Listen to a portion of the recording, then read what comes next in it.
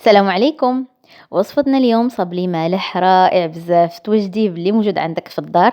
ما فيهش مكونات كتيرة، ساهل ماهل، كيوجد بسرعة وكيجي بواحد الطعم يا سلام، رائع رائع رائع بزاف. هذا هو الوقيته ديالو، ضروري انكم تجربوه. تابعوا الفيديو الاخير باش تعرفوا المكونات والطريقة، وفرجة ممتعة.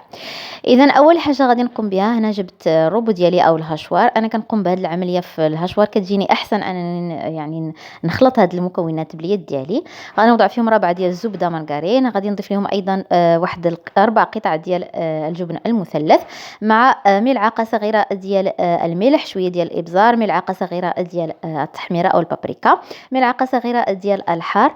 غادي نضيف ايضا واحد الملعقه تكون عمره صغيره ديال الثوم بودره، مع ملعقه كبيره ديال المونتارد. صافي غادي نضيف هنا حبتين ديال البيض يكونوا بدرجه حراره المطبخ، مع كاس ديال الزيت النباتي. بامكانكم تخلطوه زيت نباتي مع زيت الزيتون.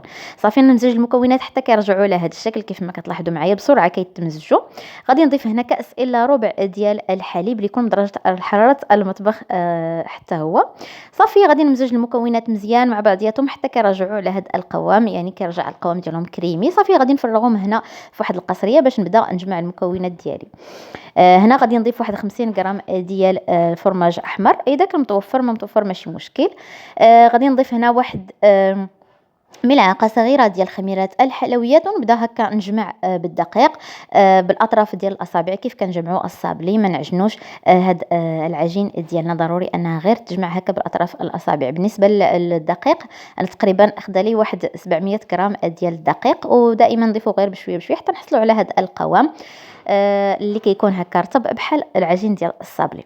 صافي غادي نقسمو هكا الى 3 قطع كيف ما غادي تلاحظوا معايا، وغادي نوضعهم في بلاستيكه وندخلهم الثلاجه واحد المده ديال ساعه غير يرتاحوا.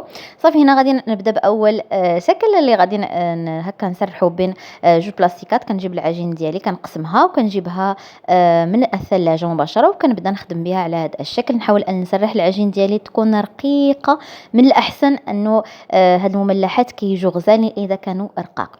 صافي كنسرح العجين ديالي كيف ما لاحظتوا معايا على هذا الشكل، وغادي نجيب القطاعه اللي كتكون هكا دائريه. المهم ديروا اي حاجه كانت متوفره عندكم، قطعوا باي حاجه، كاس او مهم قطعي كيف ما حبيتوها نتوما. صافي وغادي هكا نزولهم ونوضعهم مباشره في اللاطه ديال الفرن. وكنستمر على هذا الشكل حتى كنسالي كامل العجين اللي عندي. بالنسبه للزوائد اللي كيبقاو لينا دائما غير كنجمعوهم ما كندلكوهمش، وكنجيب ايضا نصف اخر ديال العجين من الثلاجه، وكنبدا يعني نسرح معهم العجين القديمه. هكا كيجينا اسهل وما كيعذبناش الصابلي ديالنا او العجين ديالنا، لانه العجين شويه اذا سخنت مع الجو دابا حار شويه كتبقى هكا كتعذب. صافي بالنسبه للطريقه ديال التزيين، عندي هنا بيضه كامله ضفت لها واحد شويه ديال الصلصه الحاره، دمجتهم مزيان، وكنبدا هكا ندهن هكا الصابلي ديالي. جبت هنا خليط ديال الزنجلان مع الشوفان. صافي وكنديرهم هكا من الفوق. ديروا اي حاجه كانت متوفره عندكم، انا خدمت باللي كان متوفره عندي في المنزل. صافي هنا وغادي نجيب هكا شويه ديال السانوج ونديرو هكا من الفوق. اذا كان عندكم بافو او بذور الشيا ضيفوهم. صافي وكندخل العجين ديالي او الصبلي ديالي الفرن يكون مسخن على درجه حراره 200 من قبل، من الاسفل ومن الاعلى. كندخلهم كنخليهم ياخذوا خاطرهم في الطياب، ما كنزربوش عليهم باش يجينا مقرمشين من الوسط وطايبين على خاطرهم. صافي بالنسبه للشكل الثاني، انا هنا سرحت العجين ديالي. دائما كتكون العجين رقيقه، وكنقطعها هكا بالقطعه اللي كتكون مربعه.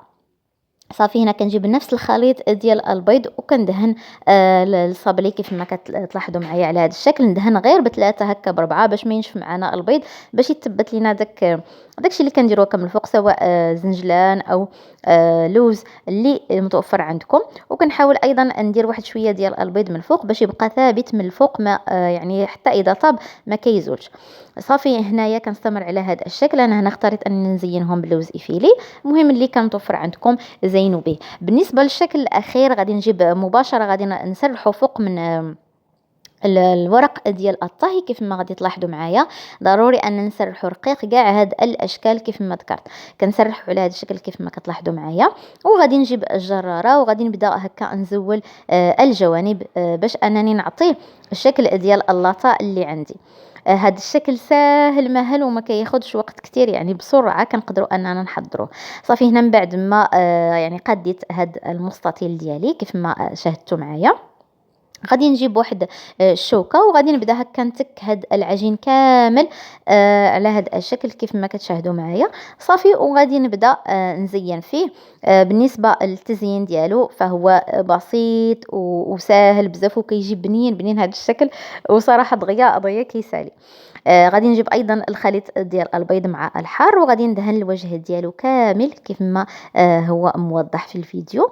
صافي وغادي نضيف ليه غير واحد شوية ديال الفرماج هكا محكوك، فرماج أحمر على هذا الشكل. وغادي نضيف أيضا واحد شوية ديال الزعتر اللي يكون يعني كنحكو هكا بين اطراف ديال الاصابع ديالي. صافي وكنرش به هاد المملحات ديولي. وغادي نجيب ايضا واحد شويه ديال الثوم بودر وغادي نضيفو. مهم اذا كتفضلوا الثوم ضيفوه، كتفضلوا الزعتر ضيفوه، ما كتفضلوا يعني حتى شي حاجه من هذا الشيء ديروا غير الجبن، حتى هو كيجي فيه غزال بزاف. غير الجبن هكا محكوك من فوق منه كيجي لذيذ يا سلام، ما تشبعوش منه، رائع بزاف. صافي كنجيب هنا القطعه ديالي ديال هكا جراره او قطعه ديال البيتزا اللي متوفر عندكم. صافي وكندير هكا اشرطه كيف ما كتشاهدوا معايا. نحاول ان نديرهم اشرطه يعني يكونوا على شكل اصابع. المهم انا كنعطيكم افكار وانتم ديروا اي حاجه يعني كتفضلوها، ديرهم على شكل مربعات صغارين، على شكل اصابع انتم واللي كتبغيو. ندخلهم الفرن حتى كيطيبوا يعني كيف ما طيبت الاشكال الاخرى على درجه حراره 200. النار تكون متوسطه باش يجونا مقرمشين من الوسط ويجوا طايبين على حقهم او طريقهم. وصافي هذا هو الصابلي ديالنا، كيجي غزال بزاف، كيجي مقرمش محمر رائع. صدقوني اذا جربتوهم غادي يساليكم في نهارهم لانهم فعلا رائعين، بنان بنان بزاف. نتمنى انكم تجربوهم وتردوا لي في التعليق، وبصحه والراحه.